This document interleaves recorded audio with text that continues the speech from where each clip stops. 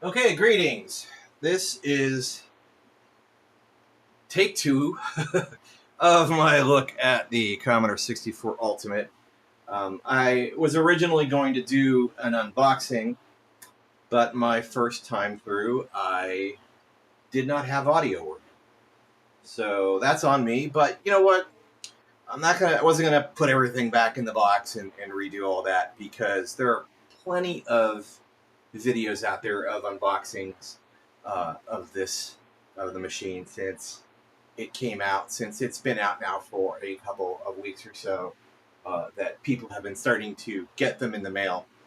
But I'm going to talk about my first uh, opinions of what I think of it. But first off, this is not the Commodore 64 Ultimate. This is an original Commodore 64. I grew up using a Commodore 64. I think I first got one like 84-ish. This is not the one that I had back then. Um, that I got rid of a long time ago. This was given to me from a friend about 15 years or so ago now. And it's been modified since then. I've recapped it. I've added S-video, completely removed the RF section. So this is easier to connect to an upscaler or modern TV or monitor, and it's got direct audio out that I can send to a pair of speakers easier. I can still connect it to old school equipment, CRT and such, but I don't have a lot of room to set that kind of thing up. And to be honest, it's kind of a hassle. As much as I love the look of a CRT, it's kind of a hassle to use and have set up all of the time. It just takes up a lot of space. So it's unlikely that I'm going to be going down that road anytime in the future. But this still can connect to a modern monitor or something older. And this is a really solid machine. I've had this for 10, 15 years, and I've never really had any issues with it. I haven't had to replace any of the chips in it, any of the memory. It's always worked. So this is always going to be kind of my go-to unit as far as if I want the nostalgia of using an original Commodore 64. Even though compared to modern keyboards, this one is pretty squishy, but it's got that nostalgic factor to it because, again, this is what I used when I was younger. So let's go ahead and move this down, set this aside a little bit, and then we'll bring down the new Commodore 64 Ultimate. I've actually had this for a couple weeks. I just unboxed it earlier, but as I said, the the original stream of this I screwed up and the audio was not working, so I had to get rid of that because there's no use in watching a video that's completely silent. So anyway, this is the Commodore 64 Ultimate. It's got a really lovely, modern, thocky sounding keyboard. All of the keys, they look very much, as far as the font and how they look very, very similar to the original. It's got all of the Petsky characters on the front. The only kind of major difference is that, like on the original, this is a physical shift lock that is mechanical, whereas the C64 Ultimate is going to be obviously software controlled, and that's to be expected. The coloring on the F keys are going to be different, but I know that over time, Commodore changed the colors on these, anyway. And I believe that there was even an era of them being this kind of tan color. Now, my original, the keys are a little bit, the font has gotten a little bit yellowed over time. And that's, to be expected. I'm not going to do any sort of retro writing. I never kind of feel a need to do that. most of the older computers that I have aren't that yellowed as it is. And also, when you do, a lot of those retrobreading techniques, it does weaken the plastic and make it more brittle. So I don't really see, for me, the point of doing that with any of my machines. Now I know that a lot of people do that sort of thing, and that's great. That's on that's up to them. That's their machines, but that's not something I'm going to do. I'm just going to leave it as it is. But with that being said, this version of an OG C64 is actually in really good condition, and there's nothing scratched or broken. It's actually pretty darn nice. So we'll set that aside for now. And actually, no, I'll hold on to this because I'll compare the I/O in the back and on the side. So, this one here is the original. So you have, the video and serial ports. Instead of this would have been where RF would have been. And instead of that, that's where audio is on the C64 Ultimate. We do have like an empty slot here. I'm not sure if they plan on doing anything with that in the future for the C64 Ultimate, but it's there because that's what the original case was. It's got the cartridge port, it's got the cassette port, but instead of the I think it's the user port, it's got these modern ports, which are USB. We've got Ethernet and we've got HDMI. So this can go straight to a modern monitor, which is nice. Whereas with my OG, even though I have it set to S-Video, I have to use an upscaler like a RetroTink. That's what I use. I have a RetroTink 2X. And while that works great, it's a lot of extra stuff. So it'll be kind of nice to have this, whereas this can connect directly to a modern monitor and eliminate some of the extra things that I have to use. Now, as far as the case goes, again, the color looks great. It's hard to tell compared to my original because I'm sure that that the yellowing has affected its color over time, so it's not going to look like it did back in the 80s, and that's fine. But I do think the color on the C64 Ultimate is good. I think the injection molding, it's about 95% there. It does have some imperfections, like here and here. The texturing on the top of the case is a little bit marred, and that's comes from I doubt it's in the actual tooling itself. It's probably in their injection process. It's just an imperfection from that. It's nitpicking, looking at that kind of stuff. But for the most part, like I said, it's about 95% of what I would like to see. But 95% is actually more than I would expect from something modern as far as a case for something like this goes. So no shade on the team that put that the case together. I think for the pricing and the timing of how quick they were able to release these units. They only announced it back in the summer, and I got this a couple of weeks ago. That's I'm sure that they were working behind the scenes before it was released, but that's pretty fast to get something like this out. I think they originally they originally announced the C64 Ultimate. I think it was early in 2025 or something like that. So it all happened, pretty quickly. So I'm pretty impressed what they were able to put together. I know that what's inside of it is a combination of a couple of other projects that had already been out there in the wild. So it's not necessarily a 100%, from scratch build. They had some other projects that they were able to utilize to get it going.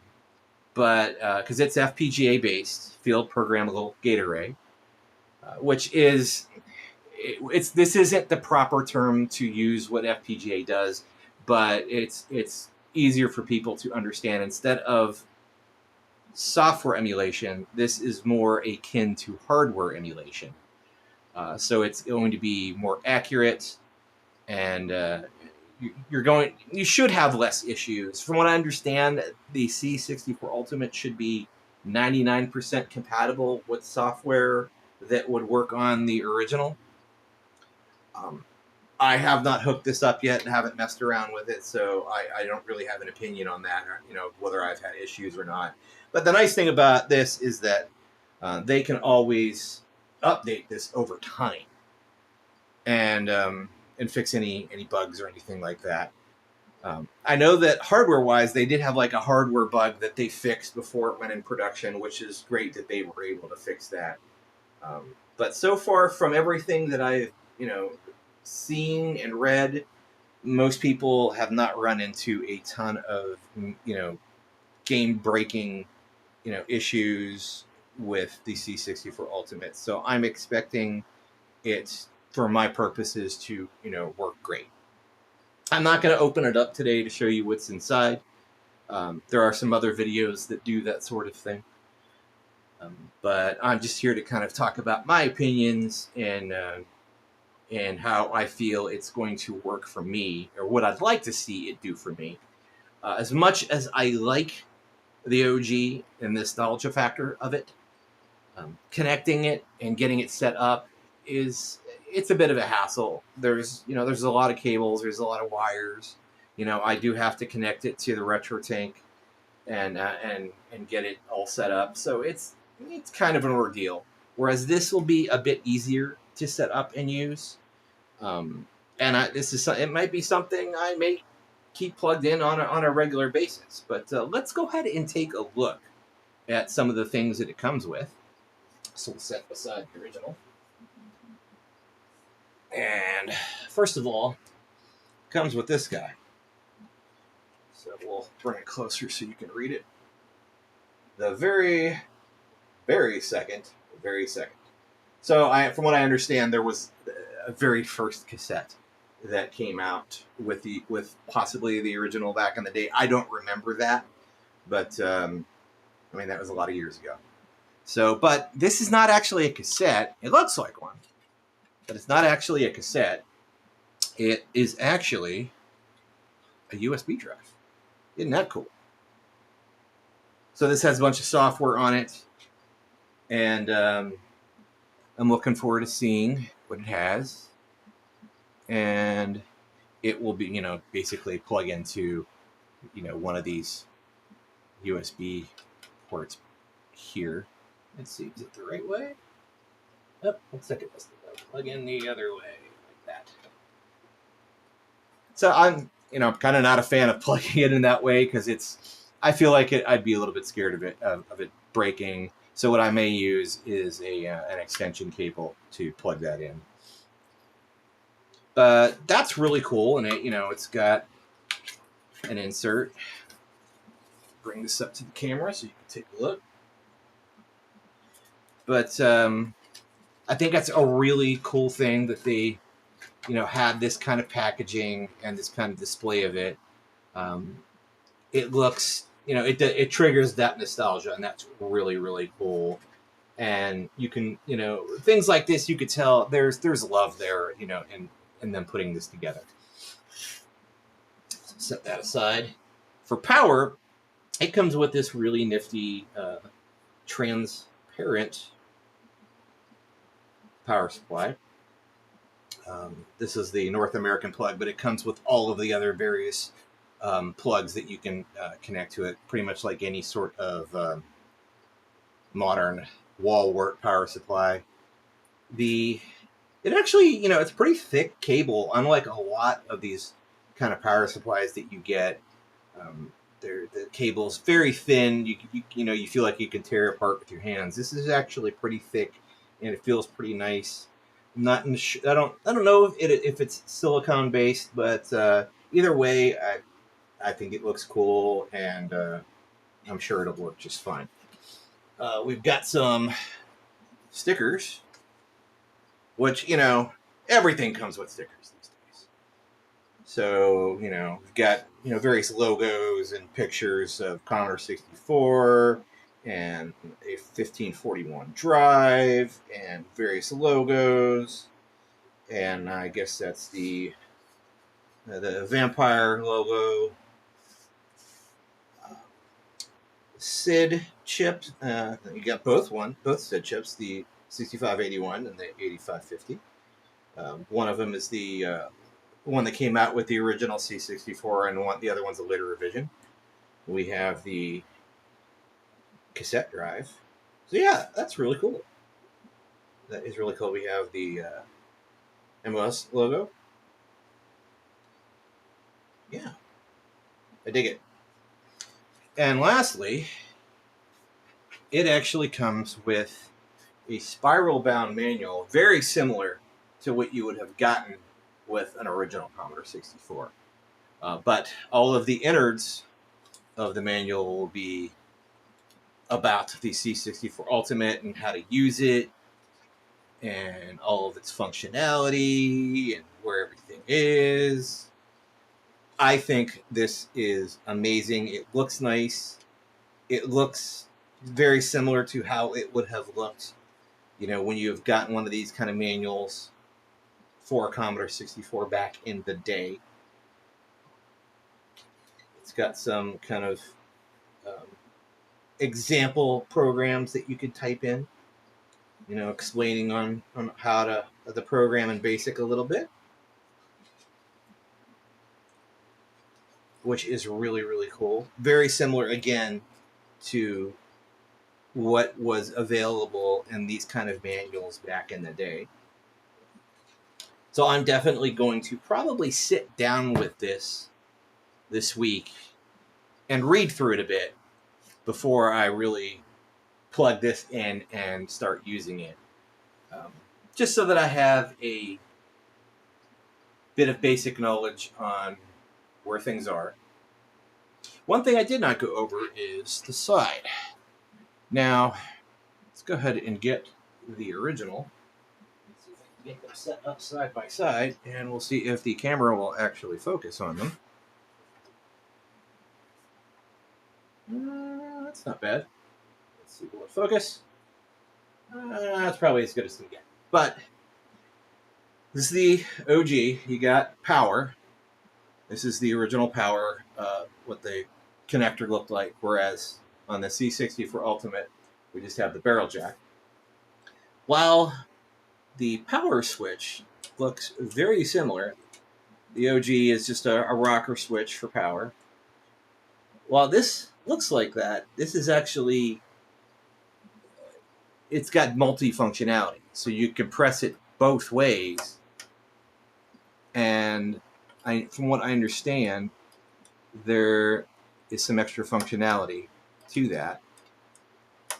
It doesn't feel, again, this is kind of nitpicking. It feels a little weird of how you can use it. Like, pressing down, you would think that you would kind of press here, but it doesn't feel good. It doesn't click you have to kind of press it up here to go down, and then here to go up. Again, this is nitpicking. But I'm sure it'll work fine. We'll see, over time, if it has any issues. But it looks like, it's basically two buttons. You press it up, it clicks once for that button, and you press down and it clicks. So it looks like it's a rocker switch that has a button on each side. We have the 9-pin joystick ports for both of them. But and the plate here is transparent. My only kind of, again, nitpicking is that it makes the lettering for the legend of the ports kind of hard to read, because it's kind of I don't know if it's completely transparent or if it's like a smoky color, but the text is black and it's a bit hard to read. Again, This is absolutely nitpicking. But we have Hook on the table. He has decided to give his opinion as well. But I'm not sure what he thinks. He has his opinions. And honestly, that's kind of about it. I'm excited to get it to work and see how I like it. But from a first glance, I'm pretty impressed what they were able to come up with and come up with quickly. I will talk about it, more in the future when I can sit down and use it, and hopefully I can set up some streams where I can have it in use and talk about it and play some games and stuff like that. But I think that's it for now, and we'll talk again in the future about my feelings on how well it works for me and what I plan to use it for. I mean, I'm going to use it for games, obviously, but I might, see about using it for, some chiptunes, music production. Might use it for that sort of thing. I probably will still prefer the original for that, just because the original SID chips, they have a specific sound, and we'll see how good, what this does, the C64 Ultimate, how good it emulates that sort of thing, and how I can compare it between the two. I do have a cartridge that I can use for composing music, and I could use it in both of them. So we'll have to do some comparisons of that sort of thing. But that is it for now. For those who might have joined, thanks for joining in. And for those who might watch the replay, thanks for checking out the video. And look forward to seeing you all in the future. Until next time, I will see you then.